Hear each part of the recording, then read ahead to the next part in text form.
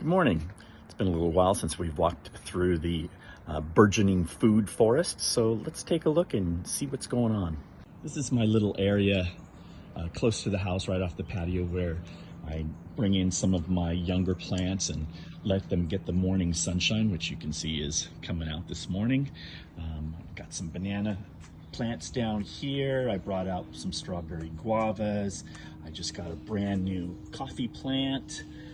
Here's my wax jambu that all of the flowers have died, but I'm hoping that it sets fruit. I've got a new Fino de Jete cherimoya, which is actually a pretty big tree. I gotta get this one in the ground. And it has a fruit sitting on it. Jamaican cherry, which is actually loaded with fruit that has not ripened yet. There's one right there. Hopefully it'll ripen up. That'll be really nice.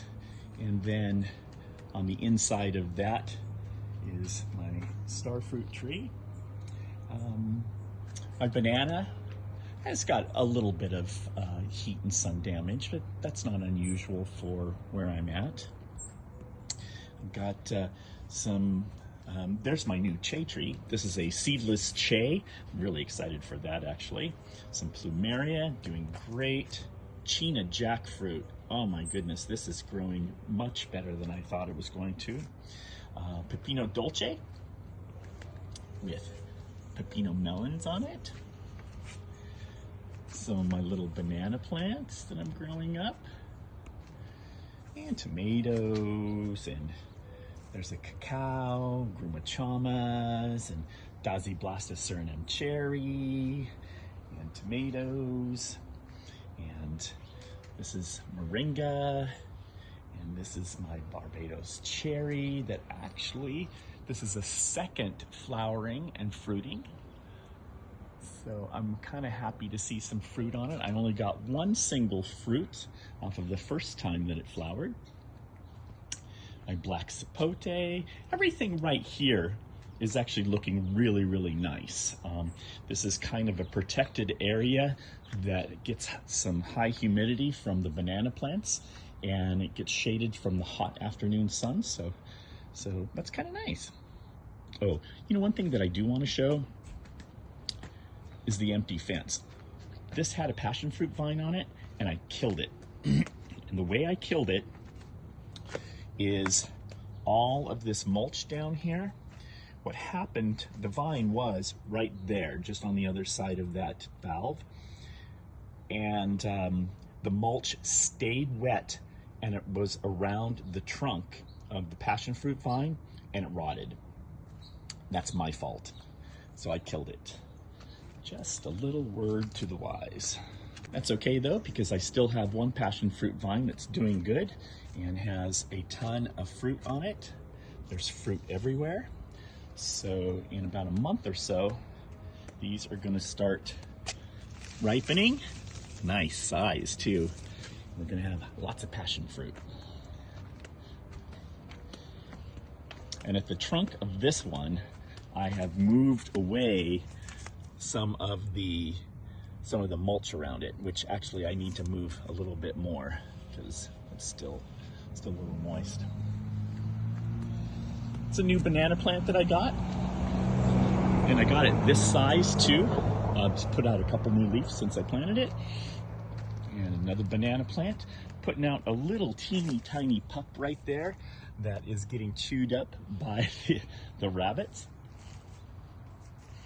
And oh, look at my gardener made a nice little basin for that. Here's my Dr. White cherimoya, which is holding fruit. I've got one little fruit there, one little fruit there, and a bigger one down underneath there. Very pleased about this. Avocado. Game camp, because I was having some issues with raccoons. And Surinam cherry.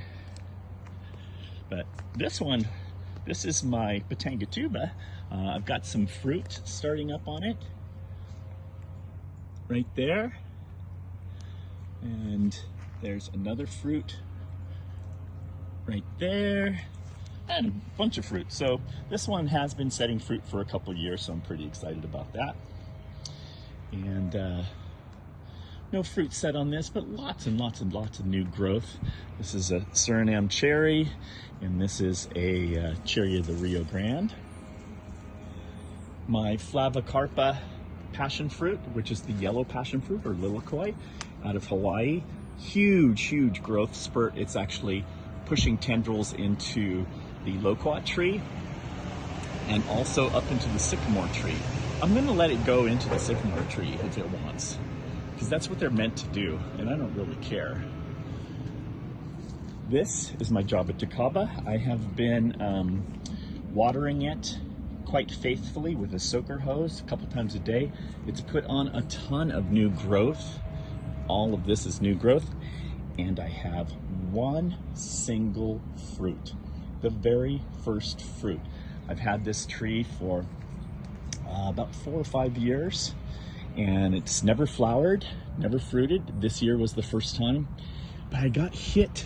I have some dieback because I don't know if you can see that hole right there? Oh, it's hard. There's a hole. And there's a hole right there. We found a beetle, a wood-boring beetle in this thing, and I have to check it now all the time to make sure that we don't get any more coming back. And I think it's actually damaged this a little bit. Yeah, because this is dying. So this particular branch right here coming out, this one's dead. So I'll probably have to cut that back. Damn it. Let's see, anything new over here? Ice cream bean, doing well. My lemon guava is loaded with unripe fruit. My Ruby Supreme guava has not flowered yet, and I've looked in the neighborhood to other guava trees, and a few of them have not flowered. It may be just an off year for guavas. So my red Malaysian guava, I do have a couple buds. There's a bud right there. Hey bud, let's party. Oh, look, there's a couple more down here. There we go. Jujube tree loaded with fruit, always is. And this is my Atamoya, blooming like crazy. Look, here is a flower that is soon to turn. This is a female flower, and as soon as this opens up, it'll turn into a male flower, and I'll need to get pollen off of it. This one right here, I believe. Oh, yep, one petal. Oh, yep, it is a male flower. I don't know if it's been pollinated or not. I've been trying to do some hand pollination. Oh, here's a male one right here. See how it's open? I should actually go pollinate right now. Let's see, white sapote, doing well, lots of new growth, lots of fruit. I check them every day to see if they're ripe. Basically what you do is once they start turning a little yellow, you give them just a little squeeze, and if they give a little bit, it's ready to go. Got lots of them. Hey, look at that. Yet another dragon fruit bloom. This will be gone in about half an hour or so. They bloom at night. Oh, it smells so good. Look at that. So we want to get the pollen off of these. Pollinate up here. Wow, it smells so good. Oh, here's another one. Look at this. Beautiful. Let's give this one a little pollination. I really should go get my brush and do it. So there's some pollen. Let's put this pollen up in here.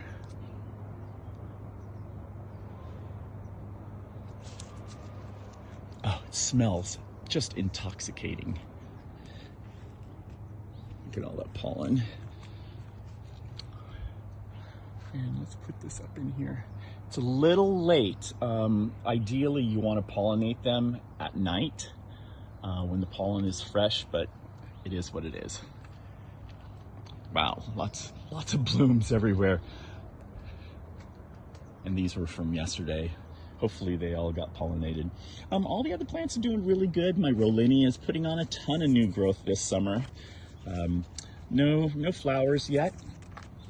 I've got some seeds out here that these are mostly Suriname cherry seeds. I got one coming up. And I planted some mango seeds from Atolfo mangoes that I got at Costco, and I've planted 6 seeds, and I've got 5 of them have sprouted. And there's a little one there, and I don't know if you can see that little one there. So 5 out of the 6 sprouted. Not bad. And all my little seedlings are doing great. They should all be able to be planted out next year if I want. Here's my peanut butter fruit. All of a sudden just decided to go nuts with growth.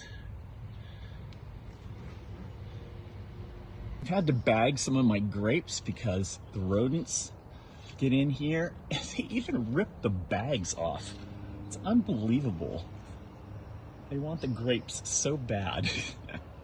I don't blame them any. Oh, looks like I need to bag a couple more. There's some grapes right there. I bought some Mexican papaya plants so that I could get cross-pollination with my oak leaf papaya. I've got one there. I've got one here.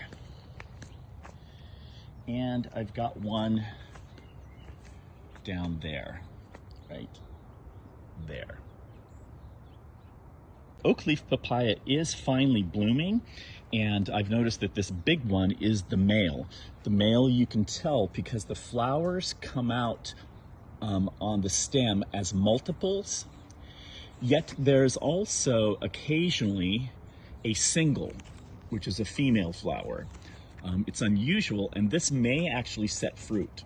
That looks like a fruit that's forming there. So this is primarily a male, but occasionally it will be hermaphroditic. So you'll get a female flower and it'll set fruit. So these guys over here, I have 2 of them, and one of them is female, which is this one right here. See the fruit set? One single flower, and one single flower, one single flower. So that is a female, and it is getting pollinated. So hopefully we'll get some fruit. There's one I have right next to it. I don't know if this is a male or a female yet because it has not flowered. Look at my amaranth. I planted this. This is an ancient grain. I planted this to kind of offer some sunshade protection to, maybe I can show you, to figs. Some baby figs that I have back in there, and it's gone nuts. The birds love this, and look at all the seeds. So you get the seeds into your hand, and you can winnow away the flowers, and you're left with seeds. Pretty cool.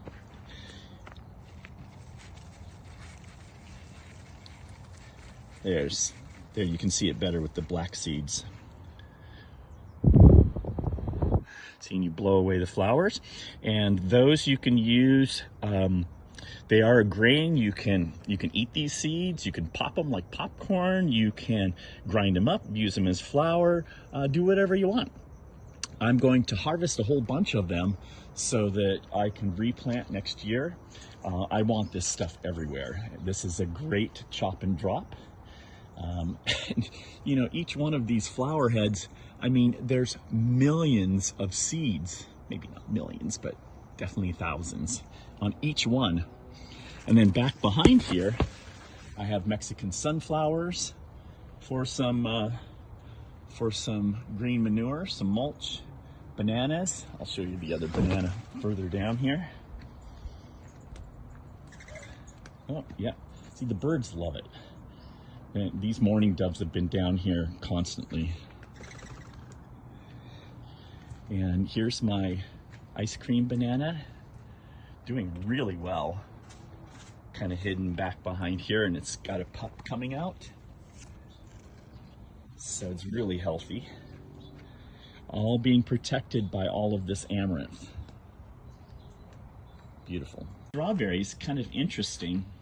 So this one strawberry plant on the end, this gets the majority of the sun, and it's actually blocking the sun from the rest of them.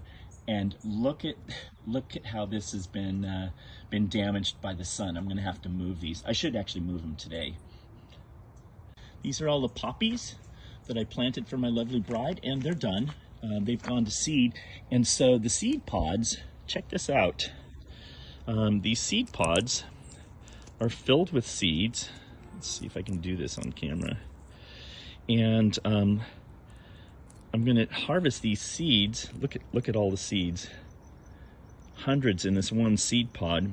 So I'm gonna grab a whole bunch of these seed pods, grab the seeds, put them in an envelope, and as soon as the rains come in the winter, I'm gonna spread these seeds everywhere in my yard so that I have poppies just coming up everywhere.